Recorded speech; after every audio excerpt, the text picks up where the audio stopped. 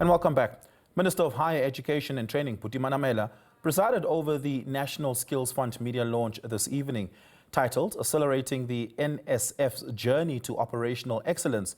The engagement forms part of the NSF's ongoing institutional transformation program and will highlight the successes implementation of Phase 1 of the NSF Enterprise Resource Planning System.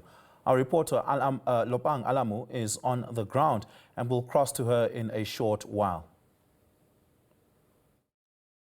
Good evening to our viewers. Oliver, we've just seen the conclusion of the NSF's media launch into what they call operational excellence. Now, this is where they just launched their new electronic system. Now, we've also just found out that that new electronic system is called NSF Connect. In fact, we've just seen a winner walk away with a prize for naming that new system. But joining us for a little bit more information on what this basically means for South Africans and the National Skills Fund, we're joined by Minister Buti Manamela, who will then give us a little bit more insight on what South Africans can expect. Minister, thank you so much for your time. Congratulations on a successful media launch. Talk to us about what this new NSF Connect basically means for South Africans in layman terms. Well, I think most people have known the National Skills Fund for all sorts of reasons, allegations of corruption and so on and so forth. But at the root of some of the challenges that the National Skills Fund faced was the the data management system. How do we know who is training? Who are they training? Are they being paid stipends? Are they actually getting actual training? So this system will help us, to monitor in real time, the work that the National Skills Fund is doing. So, which consequently means that we're able to protect service providers, against information being lost. We're able to protect students because it will show whether those students have been paid their stipends. It will also, bring credibility in terms of the programs that we, provide.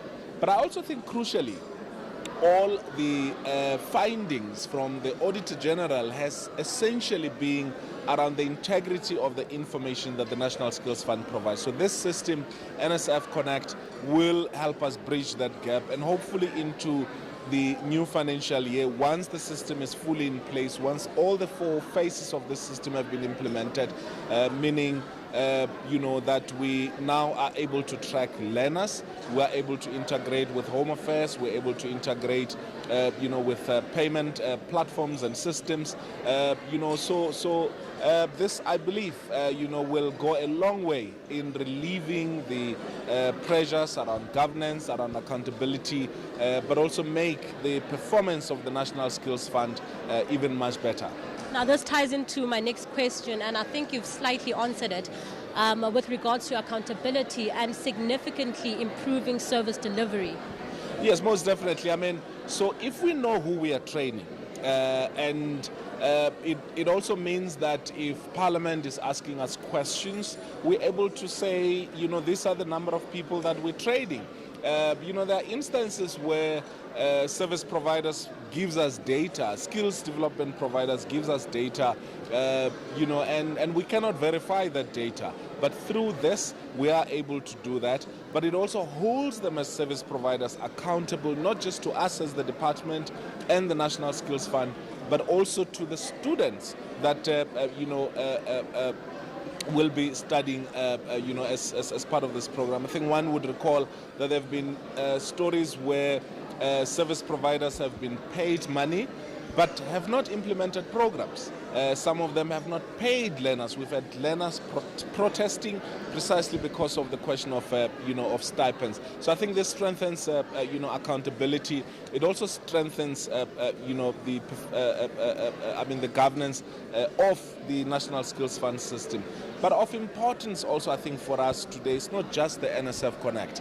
It's also the launch of the artisan, the announcement around the artisan massification program. R1 billion has been dedicated into the production now of about 10,000 artisans. So additional 4,000 into the 10,000 artisans committed. and the disability program, which the President announced last year, which we are working together with the Department of Women and People with Disability. So those are also the two major programs that will almost immediately benefit from this. Minister of Higher Education and Training, Buti Manamela, presided over the National Skills Fund media launch that we just heard from there. We now cross live to our reporter, Lopang Alamu, who is on the ground there. Lopang, the minister and the department has come under a lot of criticism over the last couple of months, particularly pertaining to the administration of the SETAs, for instance, as well as what has been going on in the National Skills Fund itself. He has had to account to Parliament on a number of occasions over the last few months over that. In fact, the EFF has reported the minister to the public protector. I'm sure those sort of sentiments were unavoidable at this engagement this evening.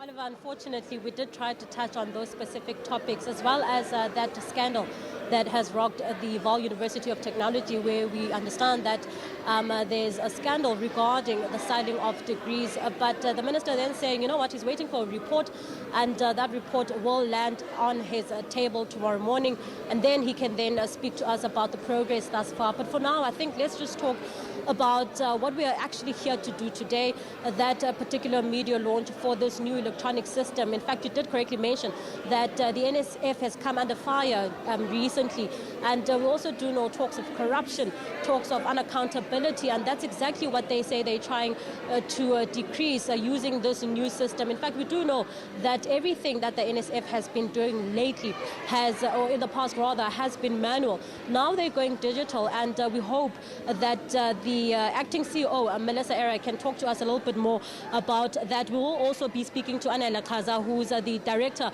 for ICT in the NSF. But let's start with you, Melissa. Thank you so much for your time. Just talk to us about the purpose of going digital at this point. We do know that it's a new model. Everything has been done manually, and that has caused quite a number of problems. So the system is really going to help us to improve accountability as the NSF and deal with our impact. We need real-time data. We want an institution that is going to be impactful, that is part of the future and global reforms that are there when we adopt automation. We really want to also make sure that we are connecting with our stakeholders in different ways for reporting, real-time data, interacting with our beneficiaries when they're having challenges, making sure that we have information for the Auditor General. So it can give us many benefits, also supporting us to improve our research capability, to inform future skills development for the country. Thank you so much, Melissa. Let's now move to Mr. Kaza. Please talk to us about the technical side of things. The NSF, this is the first of its kind. How is the entity going to handle such a system? We do know that phase 1 has already been rolled out. Thank you very much, and good evening to your viewers at home. It's a very long journey that we still need to walk with our NSF colleagues, including our stakeholders. You know, a system can never be ready all at once, and there's a lot of training that must be done in order for our NSF colleagues to use the system. Most importantly is the colleagues that we work with, which is our stakeholders. Our skills development providers have been suffering in terms of submitting reports and submitting their quarterly performance information. But now with the system, automated system, they will be able to then, within a click of a button, they will then be able to update their information, and then it will also improve our efficiency as the entity, because we've been taking so long in terms of responding to the needs of our South African citizens. Thank you. Thank you so much. Anela Kaza, the ICT Director for the National Skills Fund. Oliver, we're going to leave it there for now, as we also do promise to track the progress of this particular electronic system, and also speak to South Africans on how they find this new system. I think we'll leave it there for now, and I'll take it back to you in studio. Lopang, thank you so much for that. Really do appreciate it.